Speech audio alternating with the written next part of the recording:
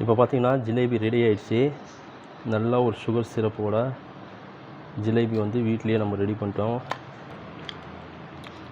பார்த்தீங்கன்னா இதை பாருங்க, சுகர் சிரப், நல்லா ஒரு சுகர் சிரப் இருக்குது.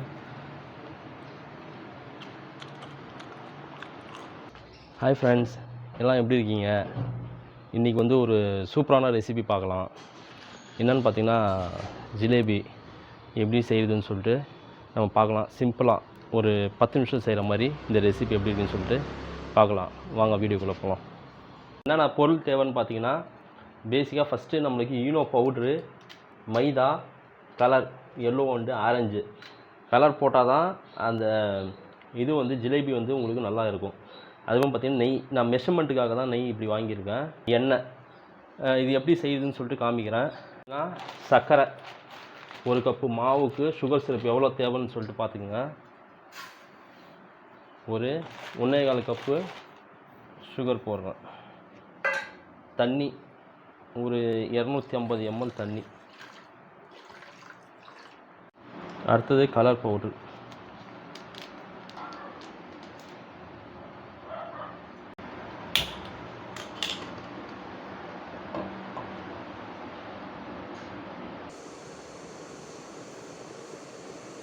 இப்போ எவ்வளோன்னா நான் ஒரு 1.25 கப்பு சுகர் போட்டிருக்கேன். இப்போ 1 கப் மைதா வந்து மிக்ஸ் பண்ணிக்கிறேன். இது பார்த்திங்கன்னா 1 கப் மைதா. இது பார்த்திங்கன்னா நெய், 2 பாக்கெட் நெய் அப்படியே போட்டேன். இந்த நெய் போட்டால் தான் உங்களுக்கு வந்து ஜிலேபி அந்த கிரிப்ஸினஸ் வந்து வரும், இல்லைன்னா வராது. அதனால் நெய். அதுக்கப்புறம் பார்த்திங்கன்னா ஈனோ லெமன் ஃப்ளேவர் போடுறேன். லெமன் ஃப்ளேவர் போட்டிங்கன்னா உங்களுக்கு அந்த புளிப்பு தன்மை நல்லாயிருக்கும். ஒரு பாக்கெட் ஃபுல்லாகவே போட்டேன். பார்த்திங்கன்னா நான் கையாலே பிசைகிறேன்.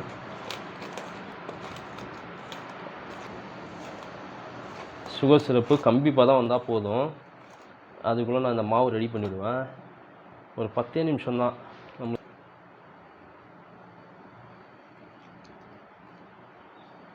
இதில் வந்து நான் லைட்டாக எல்லோ பவுட்ரு ஆட் பண்ணிக்கிறேன். ஆப்ஷனல் தான், வேணும்னா நீங்கள் ஆட் பண்ணிக்கிங்க. எல்லோ கலர் போடுறேன்.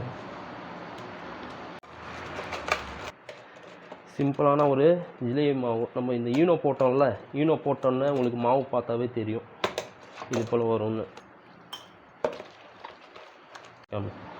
இப்போ நிறைய பேர் வீட்டில் பார்த்தீங்கன்னா விஸ்க் இருக்காது, கையால் தான் பிசைகிற மாதிரி இருக்கும். இப்போ பார்த்தீங்கன்னா இது போல் சின்ன சின்ன பபுள்ஸ் எல்லாமே இருக்கும். அதனால தான் நான் கையால் பிசைஞ்சு காமிக்கிறேன். அது போல் இருக்கிறப்போ இது போல் மாவு வந்து நீங்கள் பிசைஞ்சிங்கன்னா உங்களுக்கு அது பாருங்கள் இது போல் இருக்கணும். அப்போ தான் நீங்கள் ஜிலேபி போட்டிங்கன்னா கரையாமல் கிரிப்ஸியாக வரும். இதெல்லாம் சின்ன சின்ன டிப்ஸ். இதெல்லாமே இப்போ கிளாஸில் வச்சுட்டு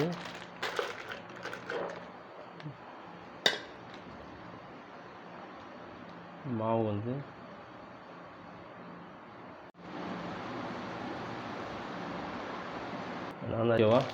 ரெடி ஆகிடுச்சு. அதுக்கப்புறம் பார்த்தீங்கன்னா சுகர் சிரப் ரெடி ஆகிடுச்சு. கம்பி பதம் உங்களுக்கு தெரியுதா? கட் பண்ணுறதுன்னு காமிக்கிறேன் பாருங்கள். இது பாருங்கள், கவர் கட் பண்ணிட்டேன்.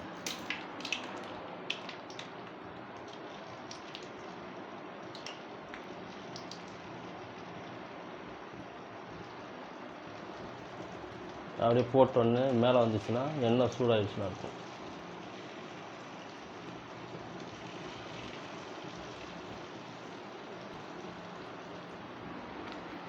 ஒரு கத்தி வச்சு அழகாக பொறுமையாக திருப்பி விட்டுருங்க.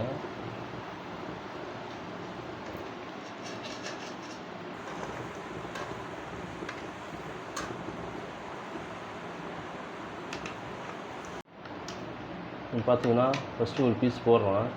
சுகர் சிரப்பை பாருங்கள்.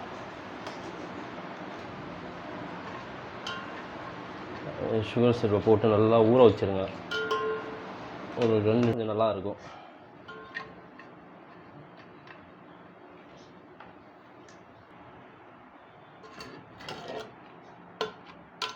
ஒரு 5 நிமிஷம் ஊறிடுச்சு.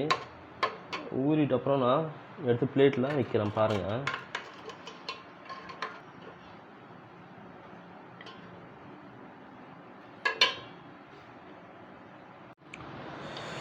ஃப்ரெண்ட்ஸ், ஜிலேபி ரெடி ஆயிடுச்சு. இதே போல் உங்கள் வீட்டில் ட்ரை பண்ணி பாருங்கள். ட்ரை பண்ணிட்டு எப்படி இருக்குன்னு சொல்லுங்கள். பாருங்கள், சுகர் சிரப் பாருங்கள்.